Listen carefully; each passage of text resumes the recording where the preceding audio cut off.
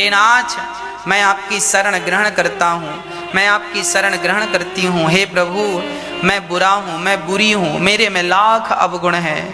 भगवान से अपने अपराध, तो आप लोग मंदिर जाते हैं, अपने बारे में तो कुछ कहते नहीं है। अब भगवान वो घर बन जाए, भगवान ये हो जाए, भगवान ने ठेका लिया है, घर बन जाए, ये हो जाए, नौकरी लग जाए।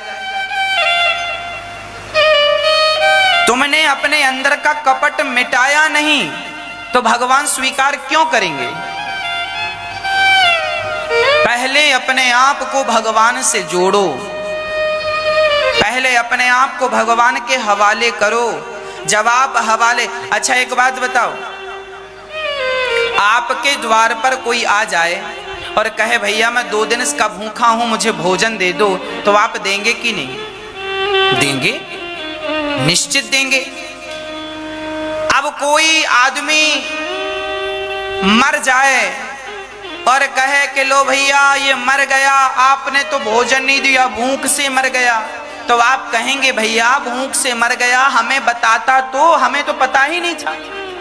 भाई हमारे पड़ोस में कोई भूखा मर जाए तो हमें पता तो हो, हाँ हमें पता लग जाए कि ये भूखा है और फिर हम भोजन ना दें तो फिर हमें पाप लगेगा। पर हमें तो पता ही नहीं था कि कौन भूख से मर गया, कौन भूखा था। उसी प्रकार जो तुम्हारे द्वार पर आता है तुम उसकी भूख मिटाते हो, जो तुम्हारे द्वार पर नहीं आता, तुम्हें पता नहीं चलता, उसकी भूख आप कैसे मिटाएंगे? उसी तरह जो भगवान के द्वार पर चले जाते हैं, भगवान उनका दुख दूर करते चले जाते हैं। जो भगवान के द्वार जाते ही नहीं, जो आत्मसमर्पण करते ही नहीं, जो भगवान के होते ही नहीं, जो ये कहते ही नहीं कि नाथ मैं आपका हूं। आदमी अपने कर्मों से जिम्मेदार होता है, अपने कारण जिम्मेदार बनता है और दोष भगवान को देता है।